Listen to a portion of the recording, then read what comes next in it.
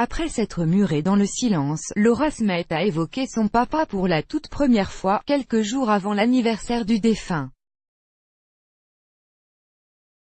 Pour son interview sur RTL, la fille aînée de Johnny Hallyday s'était parée d'un collier très spécial en clin d'œil au rocker.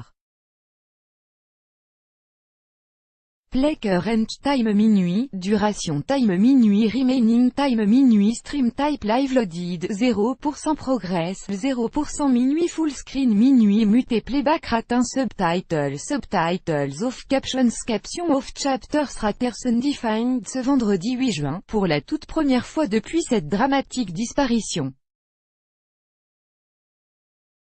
Le 5 décembre dernier, le rocker s'éteignait des suites de son cancer du poumon.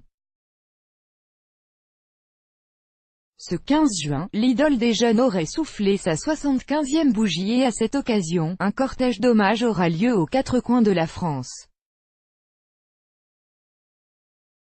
De Marseille à Viviers, en Ardèche, la mémoire de la star sera saluée par tous les fans. Et c'est à l'église de la Madeleine que se prépare l'événement le plus attendu qui réunira très certainement si Laura Smith ne devrait sûrement pas venir à la paroisse. La fille aînée du chanteur a accepté de se rendre dans les studios de RTL. Ce matin, Laura Smith était l'invitée de Stéphane Bern dans À la bonne heure. Au beau milieu de dans laquelle, la jeune femme de 34 ans a évoqué le deuil de son papa. C'est bouleversant de voir, surtout, tous les fans rendre hommage à mon père.